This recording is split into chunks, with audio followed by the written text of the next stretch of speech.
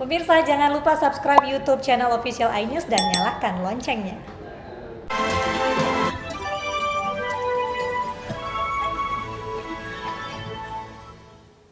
Kembali di News Sore, pemirsa, eksekusi lahan seluas 5 hektar di Kabupaten Solok, Sumatera Barat berlangsung ricuh. 32 warga menolak lahan garapan mereka dieksekusi. Di mana Pancasila sila kelima? Di mana Pancasila sila kelima, Pak? Bagaimana hukuman? Sejumlah ibu-ibu petani warga Jorong Bongo Harum Nagari Kinari, Kecamatan Bukit Sundi, Kabupaten Solok, Sumatera Barat histeris memohon agar lahan pertanian yang mereka garap tak dieksekusi petugas. Kericuan tak dihindari setelah barisan ibu-ibu dibubarkan oleh petugas sabara dari Polres Solok Kota. 3 warga ditangkap petugas karena dianggap provokator. Di dalam tanah yang dieksekusi banyak terdapat masyarakat yang mengelola lahan itu, Pak. Ya, Itu secara hak-hak mereka itu bagaimana itu, Pak? tidak. Orang-orang yang mengelola itu sebagai pihak tergugat, sih, Pak. Jadi dia mengontrak kepada Jisa Rajomudo, kemudian selaku dia penggarap kami gugat semua. Artinya pihak yang penggarap ini adalah pihak yang kalah, sama posisinya dengan Jisa. Jadi tidak ada. Sengketa kepemilikan tanah dimulai sejak tahun 2014 di Pengadilan Negeri Kota Baru antara pihak penggugat Pasri Datua Sati dengan pihak tergugat Jisa Rajomudo. Pihak tergugat sebelumnya menyewakan lahan yang tengah bersengketa seluas 5 hektar kepada 32 warga untuk diolah sebagai lahan pertanian, namun dinyatakan kalah di pengadilan pada tahun 2018. Dari Kabupaten Solok, Sumatera Barat, Budi Sunandar, iNews melaporkan. Sidang offline Rizik Syihab diwarnai kericuhan di luar Pengadilan Negeri Jakarta Timur. Beberapa orang yang diduga membuat onar ditangkap polisi.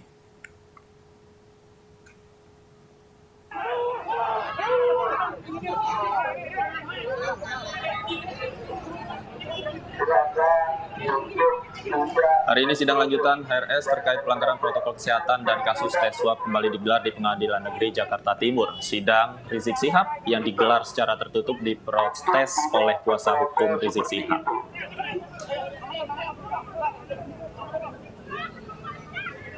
Kericuan ini bermula saat beberapa orang simpatisan Rizik Syihab mendatangi Pengadilan Negeri Jakarta Timur. Polisi langsung membuat barikade agar tidak terjadi kerumunan.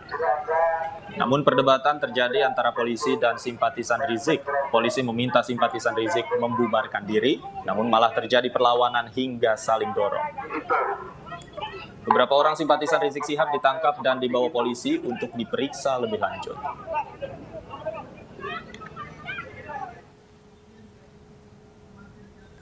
Sidang lanjutan pelanggaran protokol kesehatan di Petamburan dan Megamendung, Bogor, serta kasus tes swab Rumah Sakit Umi oleh Rizik Syihab di Pengadilan Negeri Jakarta Timur berisi pembacaan nota keberatan atau eksepsi. Sidang offline yang digelar tertutup diprotes oleh kuasa hukum Rizik Syihab karena dianggap merugikan.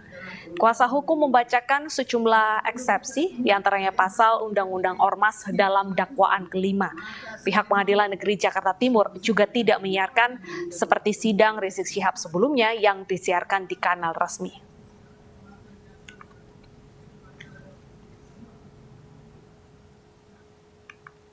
Sementara itu, pemirsa, polisi meringkus sopir pengacara mantan pimpinan Front Pembela Islam Rizik Syihab. Sopir tersebut ditangkap karena kedapatan membawa 2 senjata tajam di dalam mobilnya.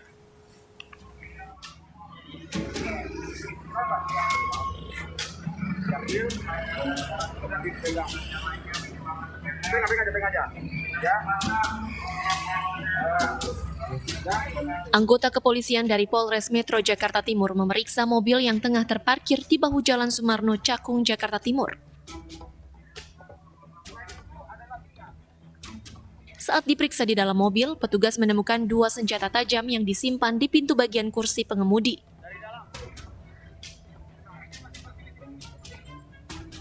Mobil yang diperiksa ini diduga milik salah satu kuasa hukum terdakwa Rizik Syihab, yakni Alamsyah Hanafiah. Dan penyitaan terhadap 2 bilah atau 2 pucuk senjata tajam, di mana senjata tajam ini kami geledah di dalam sebuah mobil dengan nomor polisi. Menurut Alamsyah Hanafiah, 2 senjata tajam digunakan Asep Siswoyo yang merupakan sopirnya ini untuk memotong kabel yang ada di mobilnya. Oh, itu memang ada untuk memotong mangga, memang ada senjata tajam ada. Dan itu bukan disengaja dibawa? Oh tidak, itu memang kan persiapan kita kalau kabel-kabel putus dan sebagainya. Oke. Senjata tajam ini jenis apa, Pak? Kalau nggak salah seperti pisau apa itu? Ya. Hari-hari ada di Nggak ada masalah. Selalu ada di mobil gitu. Di mobil memang selalu ada dari dulu. Dari dulu kan kemarin ada kabelnya juga kabel apa itu? Kita kemarin kan dari bengkel. Waktu sen kita ke kiri dia nyala tuh, ketak. Hari ini supaya berhenti kita gunting dulu kabelnya. Kasus penemuan senjata tajam ini dalam penyelidikan Kepolisian Resort Metro Jakarta Timur. Dari Jakarta, Sofyan Firdaus, iNews melaporkan. Selengkapnya terkait senjata tajam di mobil pengacara Rizik Syihab sudah bergabung bersama kami Kapolres Jakarta Timur, Kombes Pol Erwin Kurniawan. Selamat sore Pak Erwin. Selamat sore Mas, Assalamualaikum warahmatullahi wabarakatuh. Waalaikumsalam. Pak Erwin, terkait dengan senjata tajam yang ditemukan tadi, apa keterangan yang diperoleh dari yang bersangkutan Pak? Ya, sementara ini kami mengamankan supir dari kuasa hukum MRS, dan dari keterangannya kita dapat ketahui bahwa Sajam tersebut adalah memang berada di mobil, ya, dan memang kami dapatkan keterangan dari yang bersangkutan itu milik salah satu kuasa hukum dari MRS. Demikian. Baik, Pak Erwin, apa yang membuat polisi pada akhirnya menggeledah mobil dari pengacara itu? Apakah ada kecurigaan tertentu? Ya, dari informasi masyarakat, tadi ketika salah satu pengacara MRS itu datang di pengadilan negeri, ada sepucuk senjata tajam yang terjatuh. Kemudian warga tersebut melaporkan kepada polisi bahwa itu dicurigai adalah senjata tajam, dan sempat diidentifikasi nomor kendaraannya, yang kemudian kita melakukan upaya untuk melakukan penggeledahan kepada kendaraan tersebut, dan akhirnya ditemukan 2 buah senjata tajam di dalam kendaraan itu. Baik, Pak, dari keterangan yang bersangkutan, untuk apa yang bersangkutan membawa senjata tajam di dalam mobil tersebut, Pak?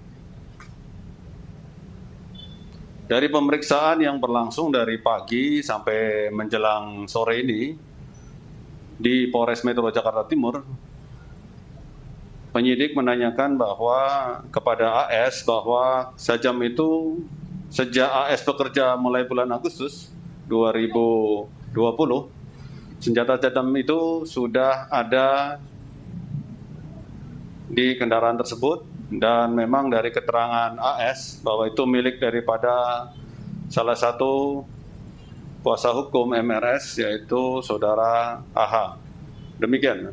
Baik, jadi Pak Erwin, kita konfirmasi kembali bahwa senjata tajam tersebut memang milik pengacara dengan inisial AH, bukan milik sopirnya ya?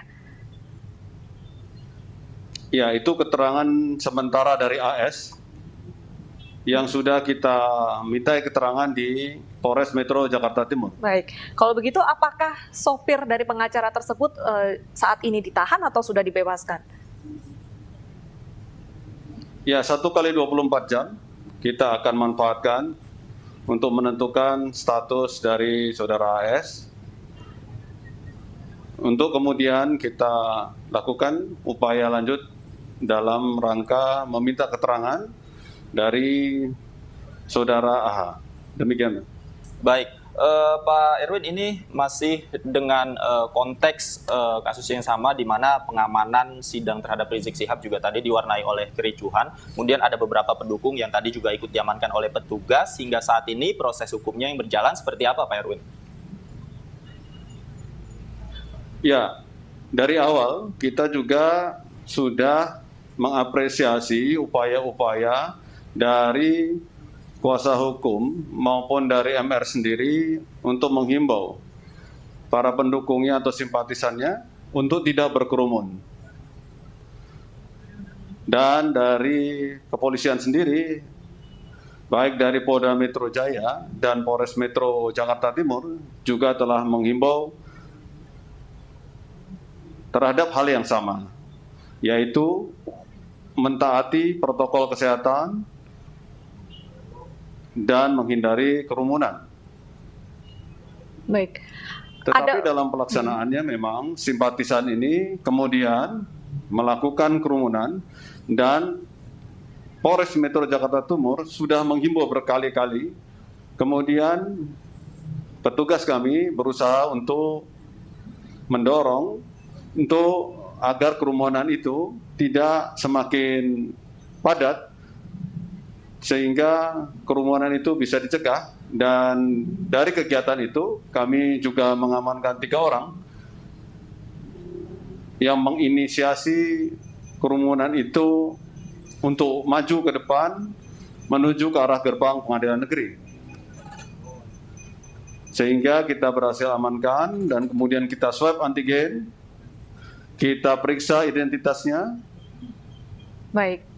Dan saat ini memang tidak kita amankan, tetapi kita kembalikan. Dan kita himbau untuk kembali ke rumah. Baik.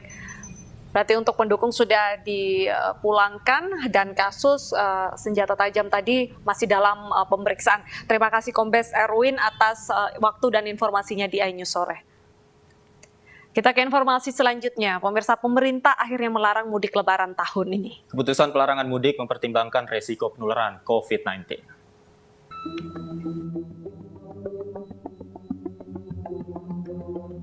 Untuk mencegah melonjaknya penyebaran COVID-19, pemerintah akhirnya resmi melarang kegiatan mudik tahun 2021. Keputusan ini disampaikan Menteri Koordinator Bidang Pembangunan Manusia dan Kebudayaan Muhadjir Effendi setelah berkoordinasi dengan sejumlah menteri terkait.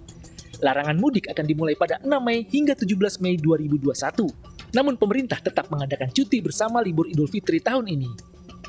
Tahun 2021 mudik ditiadakan.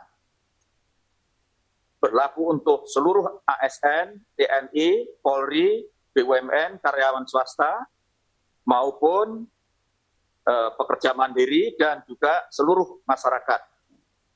Sehingga upaya vaksinasi yang sedang dilakukan bisa menghasilkan kondisi kesehatan yang semaksimal mungkin sesuai dengan yang diharapkan.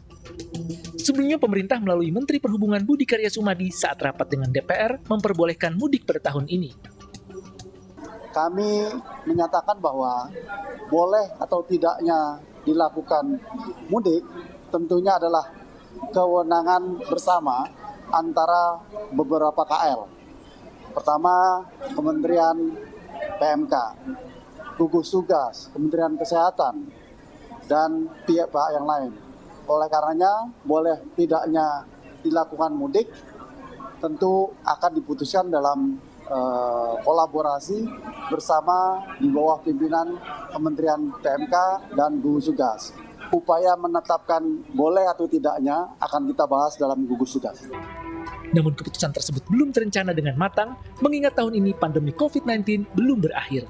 Dari Jakarta, Tim Liputan iNews melaporkan.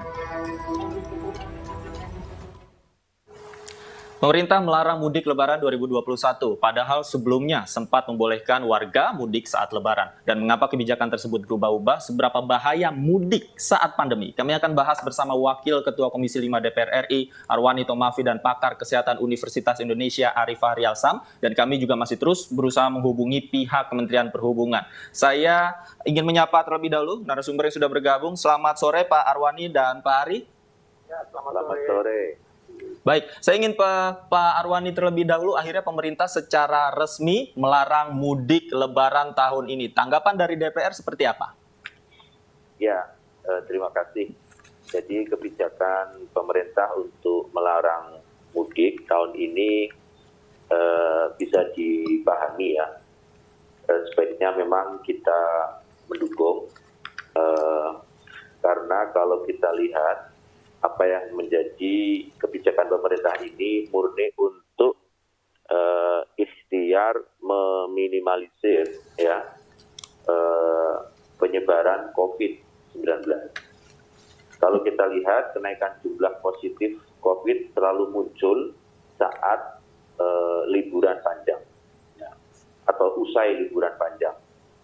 Nah, oleh karena itu kebijakan larangan mudik ini sudah tepat. Ini ijtihad ya dari pemerintah untuk menolak atau ya menjaga masyarakat terkena kerugian ya, kemadorotan dalam hal ini COVID-19.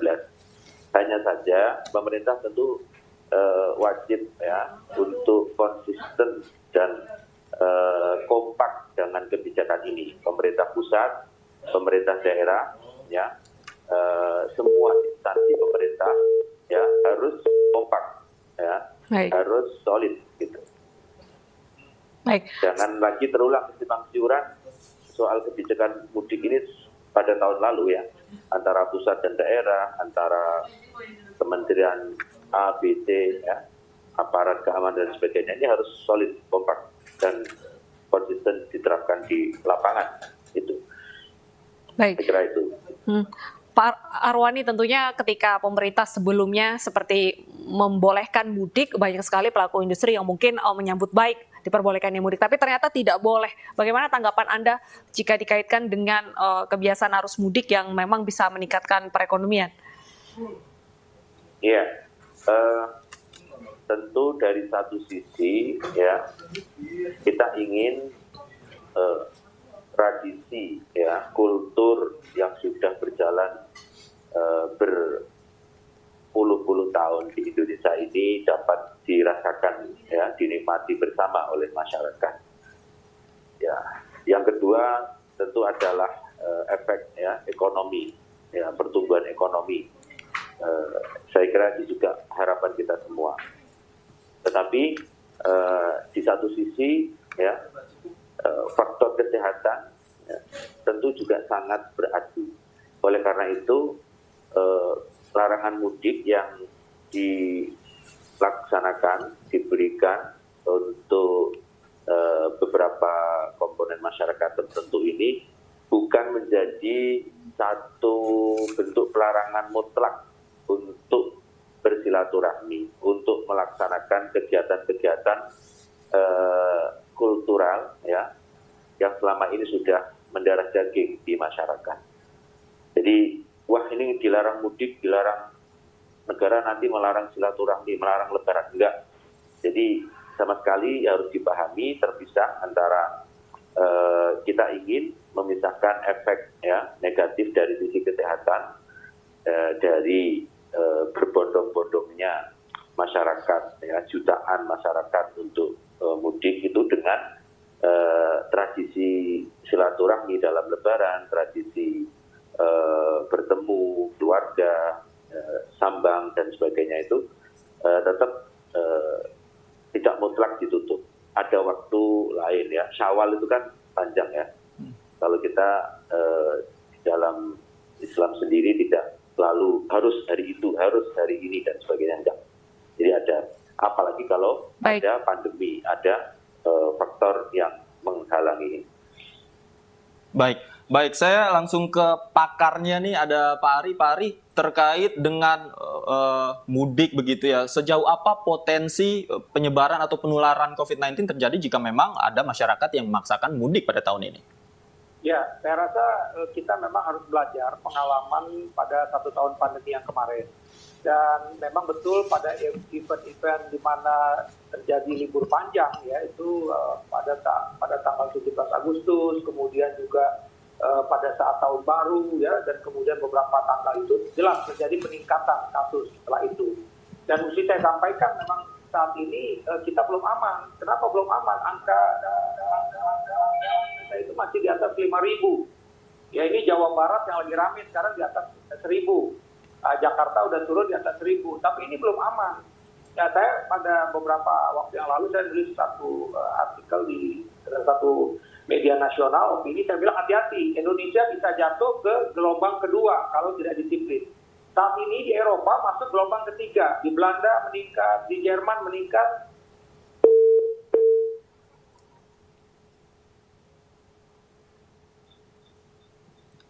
Baik. Saya ingin kembali ke Pak Arwani, tapi mungkin masyarakat awam ini umumnya berpikir bahwa sudah ada beberapa orang yang divaksin begitu. Bukankah ini akan mengamankan diri mereka jika memang mereka terpaksa pulang ke kampung halaman mereka? Tanggapan Anda, Pak Arwani? Ya, vaksin itu kan tidak mutlak ya, tidak 100%. Memberikan garansi jaminan aman ya, tertular atau terkena penyebaran virus COVID. Jadi memang lebih kuat ya, lebih aman ya, 65% atau berapa itu. Jadi saya kira sebelum ada ketetapan dari pihak terkait di bidang otoritas terkait di bidang kesehatan, saya kira pemerintah sudah tepat jika tetap melakukan pengetatan di bidang kesehatan ini. Pak Arwani, perlukah ada kebijakan tersendiri ataupun juga sanksi untuk masyarakat yang ternyata masih nekat mudik untuk tahun ini? Ya, saya kira untuk sanksi yang denda atau apa tidak perlu ya. Kita sosialisasi saja ke masyarakat. Jadi kita butuh kesadaran masyarakat ya, dan didukung oleh pihak lain. Ya, ini persoalannya saya kembali bukan kepada masyarakat ya. Masyarakat itu patuh kok ya. Masyarakat itu cenderung mematuhi persoalan apalagi terkait dengan kesehatan. Yang menjadi potensi permasalahan justru konsistensi pemerintah, ya, konsistensi kebijakan ini. Gimana, ya, katanya nggak boleh rame-rame bergerombol dan sebagainya. Kalau kita lihat, ya, apakah sudah berjalan dengan baik?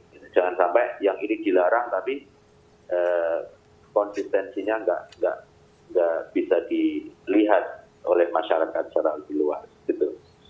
Kemudian ini kan baik, Pak Arwani, kemudian ini kan banyak permasalahan jika kita berkaca pada tahun yang lalu, banyak persoalan pada saat implementasinya di lapangan. Ini juga membingungkan antara koordinasi antar lembaga. Seperti apa tanggapan Anda untuk mensinkronkan antara persepsi antar lembaga ini agar satu persepsi? Iya, jadi pemerintah pusat itu kan punya kewenangan untuk mengkoordinasikan, ya, pemerintah daerah termasuk juga mengkoordinasikan semua instansi. Jadi komando ya ada di pemerintah pusat, termasuk Satgas kan ya memang menjadi domain dari pemerintah pusat. Oleh karena itu pengalaman di 2020 yang lalu betul-betul harus dicermati ya, jangan sampai pemerintah hanya mengeluarkan kebijakan tetapi konsistensi seluruh pihak terkait, pusat, daerah, antar lembaga itu betul-betul dijalankan dengan konsisten. Oke, saya ke Pak Ari. Pak Ari, tadi Anda mengatakan bahwa sebenarnya Indonesia ini belum pada tahap yang aman dalam memerangi COVID-19. Apakah vaksinasi memang sejauh ini belum memberikan perubahan yang signifikan? Ya, kita mesti lihatlah sebenarnya kan sampai sejauh ini vaksinasi pertama baru 5 juta. Masyarakat kita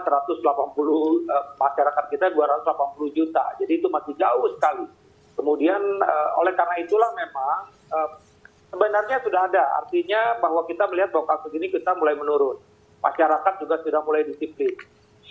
Oleh karena itu memang kita bersejalan dengan waktu ya. Kemarin kita dengar pemerintah juga sudah memasukkan 30 juta ya, 30 juta lebih dosis vaksin juga ya dari Sinovac. Jadi artinya memang kita bekerja dengan waktu agar masyarakat yang divaksinasi ini bisa mencapai yang kita bilang herd immunity 180 juta. Saat ini mesti saya sampaikan kita baru 5 juta, masih jauh dari yang diharapkan. Jadi ini mudah-mudahan ya ini segera teratasi dan masyarakat tetap harus disiplin. Karena kita tidak ingin Indonesia jatuh ke second wave. Ini saat ini kita sudah mulai bisa bertahan untuk turun terus dan kita mudah bisa terus seperti ini. Oke, baik, berarti walaupun vaksinasi sudah berjalan, tetap dibutuhkan ketat dalam protokol kesehatan dan mengurangi mobilitas. Terima kasih Pak Ari dan juga Pak Arwani sudah bergabung bersama kami di iNews Sore. Pemirsa, usai jeda razia penyandang masalah kesejahteraan sosial di Pasar Baru Jakarta Pusat diwarnai aksi kejar-kejaran. Tetaplah bersama kami di iNews Sore.